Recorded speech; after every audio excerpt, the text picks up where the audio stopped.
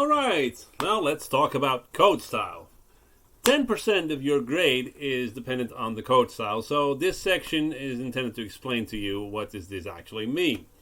So I would like to start this with this quote. So any fool can write code that a computer can understand. Good programmers write code that humans can understand. So this is sort of the thing we're aiming at. A good program is not just a program that works. That's sort of the bare minimum to pass. A good programming is something that's easy to understand and easy to maintain. So we're not going to be doing any maintaining here. So mainly it's easy to understand. It's well organized. It's tidy. It's not a mess. It's not when I ask you why is this like this, then you answer something.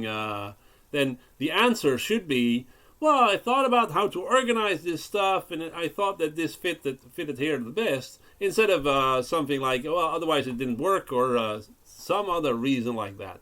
Everything should be intentional.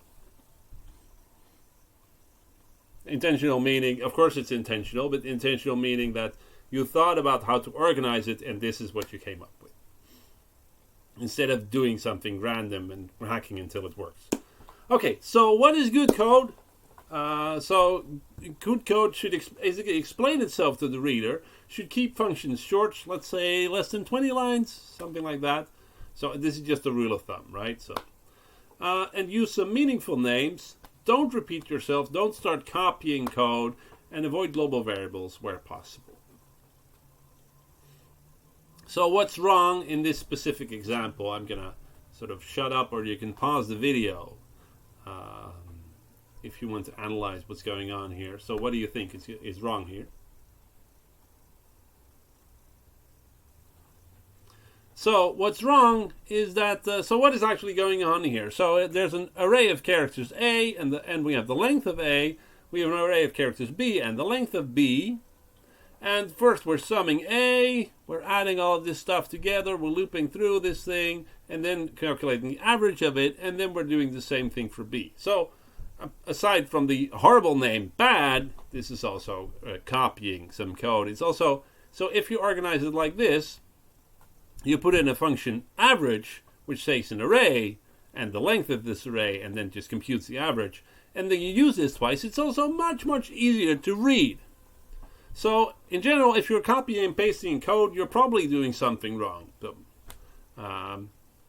So don't repeat yourself, especially in this case, right? So, and as I said, this is also much, much easier to read.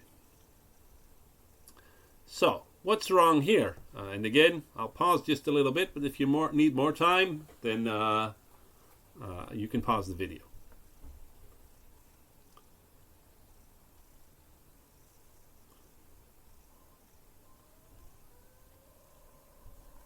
So what is going on here? So maybe you don't like these names, but these names are okay because they mirror the names in the IJVM instruction set.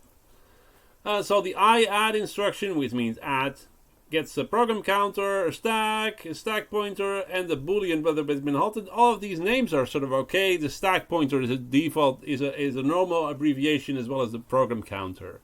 But what I don't like is that I'm repeating all this stuff again and again, right? All these parameters.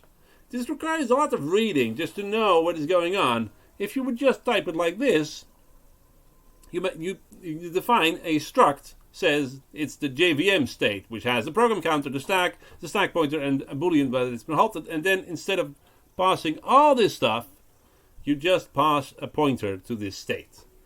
This is also much, much easier to read and also much, much easier to adapt, right? Again, if you're copying and pasting this kind of code, you're probably doing something wrong. Don't repeat yourself. So, now for some truly horrible code. So, what does this code do? I'll pause just a tiny bit, but probably you need a lot more time to figure out what it's actually doing. So it's sort of obvious what it's doing, but what does this mean is not obvious from this code. So typically each year there's someone who figures out what is going on here, or what is this thing doing. So maybe it's you. Let's see.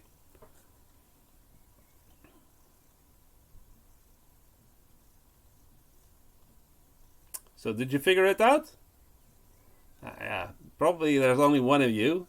So what this thing is doing is converting Celsius to Fahrenheit, which is truly impossible to tell with this naming. So F is Fahrenheit, C is Celsius. I'm not even sure. Oh, and there it's printing a table. So it's printing a table where it says the Fahrenheit temperature and the Celsius temperature next to each other. And so what it's doing, this magic number going on here, is actually converting Fahrenheit to Celsius. So you get some Fahrenheit and it's returning some Celsius. And then it's looping over all this stuff from the lower Fahrenheit to the upper Fahrenheit by a step size and printing all these side by side. And then the main thing is printing this thing. So you can see it's much easier to work out what is going on if you give good names to stuff. So, as I said, 10% of your grade is dependent on this style, so I hope this gives you enough info. I would also recommend you use this very restrictive compiler flag, so warning all. This will also compile warn you for some common bugs, errors, warn pedantic, meaning warn me about everything, and warn extra. And you can also test with Valgrind and the LLVM sanitizers. They will also give you some bugs. Alright, that's it. There's still a video by Sebastian on the assignment next. Alright, good luck!